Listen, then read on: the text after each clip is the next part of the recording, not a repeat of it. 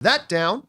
Let's move on to this, shall we? Paris, what do we got up next? Yeah. All right. So last night, the season 2 finale of House of the Dragon hit HBO and Max. John, I know you've been loving the show. So what do you think of the season finale? And what do you think of the season now that it's over? Whoo! I'll tell you what, and get this out of the way first. I loved the season. I loved the season. I didn't love everything about the season, but I loved the season overall. And I'm still not sure where I put it in relation to season 1. Like, I'm not sure if I liked it a little bit less than season 1, if I liked it a little bit more than season 1, if I liked it about the same. I'm going to need some time to marinate on that and think about that. But for me, and I'm going to warn you guys right now, we are going to be getting into some spoilers. Okay? For those of you guys watching, we are going to be getting into spoilers for last night's season finale. I'm giving you a heads up on that. If you don't want to hear anything about the spoilers, mute your machines right now until you see us move on to the next topic. So I'm just giving you a heads up, okay? Gave you a bit of a heads up. All right. So this episode, there's a couple things I want to address here. And I put out a post on this on my Instagram earlier. By the way, my Instagram is at John Campea, right there. Go follow me there. I put this out on my Instagram earlier this morning. There are some things that still baffle me about some people who watch Game of Thrones and House of the Dragon. The first thing is this. I am still staggered by the number of people who don't realize that House of the Dragon is not an action-adventure show. House of the Dragon has always been, as Game of Thrones has always been, a drama series. Oh, yeah. It's a drama series. It's not an action-adventure series.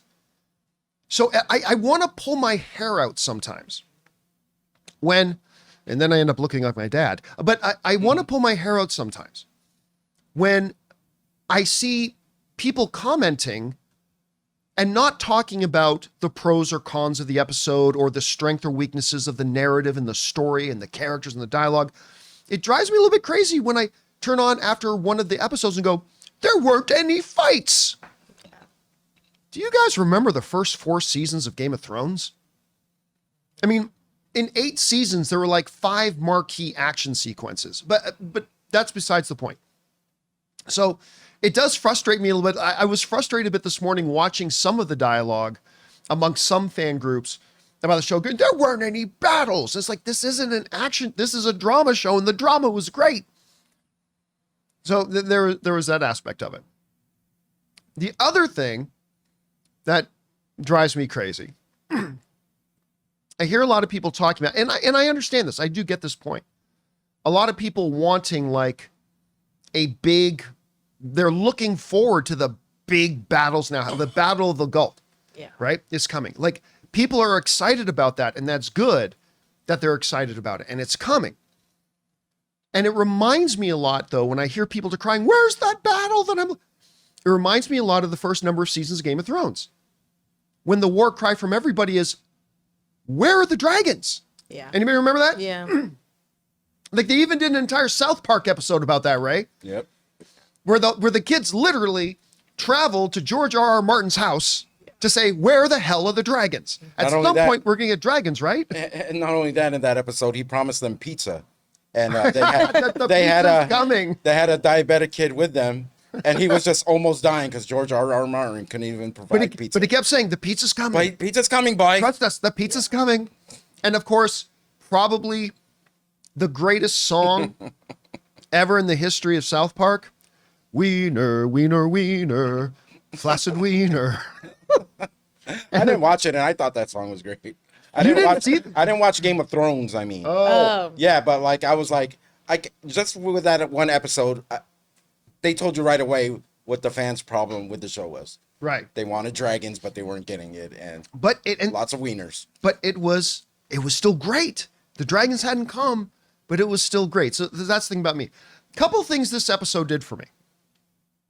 One is that one of my biggest complaints of this season has been how they have handled Damon.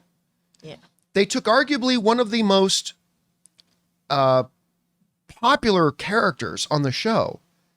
And they shuffled him off to Harrenhal, which is fine. But then ever since he left Rhaenyra, which was like, what, episode 3? Yeah. It's been episode after episode of something weird is happening. Oh, I was dreaming. And now I'm waking up and I don't know where I am. And now something weird is happening. Oh, I was dreaming. Yeah. Oh, and now I've woken up and I don't know where I am. Like they just did it over and over and over again. And that had been frustrating to me. That said, the payoff was so worth it. And this is a point I made, so I take it all back. The payoff was worth it because here's the thing about Damon. When you understand how Damon is and that he's been this way his whole life, if you want to have a scene where he's like, I give all my ambitions up, I declare myself for my queen, you are the heir to the Iron Throne, we fight for our queen and our queen only. For a character like Damon to get to that point, that is going to take a long process for somebody like Damon. Because I'll be honest with you, even though I've been totally frustrated with the way they handled Damon, now that I reflect on it, now that I see what the payoff was, if they had done it after like 2 episodes, it would have felt so unbelievable. It would have felt so fake. Mm-hmm. If they had done it just after like 1 or 2 little dreams he had, I would have gone, I think he's lying to her. I think he's just tricking her. The only reason I bought it, and how, come on, tell me your blood didn't get rushing when he turns to the men and says, we fight for our queen. Chills. But the only reason that worked is because they had to do what felt like a slogging, long amount of work to get us as the audience to the point to believe like, yeah, we believe the accumulation of all these experiences have led to this. So while I have been complaining about it this whole time, I take it all back. I thought for me, the payoff was worth it. It won't be for everybody. That's fine. You know what the payoff wasn't worth it for, though? I don't know her name. Damon's other daughter. Damon's youngest daughter. Oh, yeah. The one that was that the one that was searching for the dragon? The one going on her walkabout. Right. That I don't know how many episodes they spend of her going, I heard there's a dragon, to I'm going to go for a walk in the woods. And I'm still walking in the woods. And, oh, look, I hear something. And like that whole thing that just dragged on and on and on. And like I was expecting, like Damon, we got this huge payoff with this great reunion with Rhaenyra and him devoting himself to her and we fight for our queen. I was expecting that same kind of thing with her.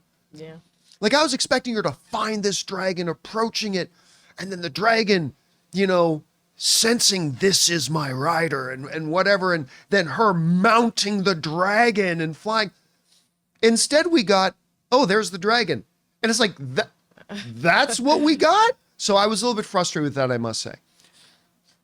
Corlys and Aelin. The scene with Corlys and Aelin when he's like, fucker, what do you just say to me? You abandoned us. You know what it's like growing up hungry? Do you know what it's like sitting there on the streets and watching my dad, walk by with his other son, all fed and warm? And it's like, screw you, pal. I like that. First of all, that performance was insane. And the dude who plays Corlys just reacting with his face, unbelievably good. I was enthralled with that scene. I'll take that over some sword fight between a couple of nobodies on screen any day of the week. I absolutely love that scene. It was one of my favorite of the episode, other than, Damon and Rhaenyra reuniting. So I just love that. Also, do you feel like they... Guys, we want to take a second and thank a sponsor of today's episode, Manscaped. Sizzle alert, this summer, let the only thing that's smoking at your barbecue be the grill, not your grooming game. Get ready for the ultimate cookout season with Manscaped. Whether you're flipping burgers or cannonballing into the pool, make sure your meat looks neat with the Performance Package 5.0 Ultra. Head to manscaped.com and use the code CAMPEA for 20% off and free shipping. Now, come on, guys, if you're like me, you used to do your grooming the old barbaric barbaric way. You know, using the clippers on your electric shaver? It never did a good job and always left me screaming out several profanities. So like me, you know that you need the Performance Package 5.0 Ultra. The Lawnmower 5.0 Ultra is perfect for achieving that crisp, clean, and confident look for your barbecues and beach days. The Weed Whacker 2.0, guys, keep your ears and nose as tidy as your hedges next door with our Weed Whacker 2.0 ear and nose hair trimmer. And you get Crop Soother Ball Aftershave Lotion, Crop Preserver Anti-Chafing Ball Deodorant, and Boxers 2.0, the ultimate supplement to those hot summer days, equipped with the signature jewel pouch to protect your meatballs wherever the heat takes you. So get 20% off and free shipping with the code Campea at manscaped.com. That's 20% off with free shipping at manscaped.com and use that code Campea. Manscaped, the perfect way to get your patties sizzling hot this summer. Teased us a little bit too much, though. Sorry, to go back to like the fights.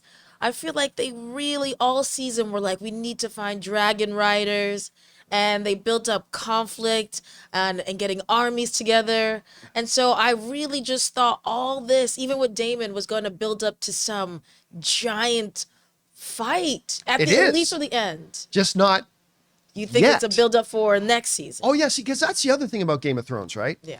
All Game of Thrones shows, all seasons of Game of Thrones shows are the penultimate episode, the second to last episode, is almost always the episode where big events happen.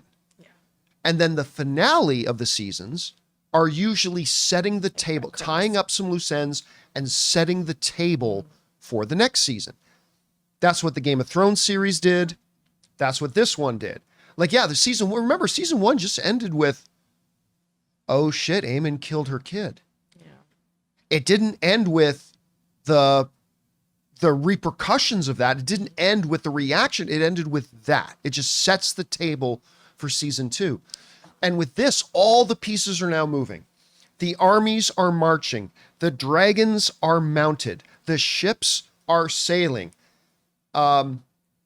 The king, Aegon, is fleeing. He realized, you know what? That was I loved that one conversation between him and Larry's. What's that? Larry's. That's right. Larry's, where it's like, I'm just thinking to himself, dude, you're still the king. Just tell your guards the moment Aemon shows up, throw this little shit of a brother of mine in jail. But then Larry's brings up the greatest point. He goes, and then who rides Vhagar? You put your brother in jail, we're screwed. Our number one weapon is the biggest dragon in the world. And if you throw your brother in jail, we got nothing.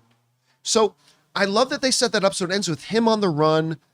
I'll tell you what, I thought it was wonderful. I thought it was really wonderful. And then again, to this other great scene where Alicent shows up to Dragonstone. And they have their conversation. And even though we've seen that Alicent realizes she was wrong, it's the first time we get to hear her say, I was wrong. I thought the king wanted this. And it wasn't until that other conversation that they had when she learned about the Song of Fire and Ice, that she's like, that oh shit moment. It's like, I did all this. I did all this. You're just talking about the burnt prince. What's the burnt prince king's name? Aegon. Aegon. Yeah. He always seemed to me to be making decisions like quick decisions off of his emotions. Oh yeah. And it hasn't served him well. It's made him look like a fool. For him to run away and let everything that has happened just percolate, and for him to not make any quick decisions, and for him to just like let it all sink in, it's scary to think how he's gonna come back next season. Yeah, because that little dumb, snotty kid could come back, a fierce, like a real, I'm scared because I was already scared of the patch, the guy with the patch. Aemon. I'm sorry, Aemon, but this brother can come back and become more scarier than Aemon. Well, remember in the, I don't know if you saw, but you know how at the end of every episode they do a little making of this episode thing. Mm-hmm. But they're talking to the actor who plays Aegon, and he says, "We'll see who's the last one standing." Yeah, so he ain't none. It seems like the guy I laughed at, the little punk, you know who's becoming a little punk? He survived a dragon attack, you know who's becoming a little Rhaenyra's son? Rhaenyra's son. I want to bitch flap the brown hair off little pissant is bothering me. His entitled face. His little entitled face. I was like, let's trade sons. We'll take the burnt one, and you can. I don't know. I don't know about that yet. But. Not yet, but you know who he reminds me of? Remember PETA from Hunger Games? He has that same face. That same. Anyways, we're getting off track. The only thing I'm disappointed in is because this is my first Game of Thrones experience for a series like this. Mm-hmm. So the last episode when they postured up with all the dragons, right? I was in my head, I was like, oh, it's about to go down. Yeah. It's about to go down in this finale, and that's on me. I feel like a lot of us felt that way. Maybe that's why we're upset about there not being some big dragon fight. They really set it up like that. It almost felt like season 2, part 1, these past episodes. Well, okay, that leads me to another thing that really bothers me. And it's not necessarily a House of the Dragon thing. It's a streaming shows thing. I fucking hate 8-episode seasons. Yeah, and then two-year wait for the next season. Yeah, and then we got to wait years for the next season. I just remember when I was a kid, TV shows had like 22 episodes, and they came out every year like clockwork. Yeah. If they can do 22 episodes every year like clockwork, surely you can get one out every year, even 8 or 10. Even the best shows and even the best streaming platforms, they're still trying to learn the flow of the streaming release versus what we had before.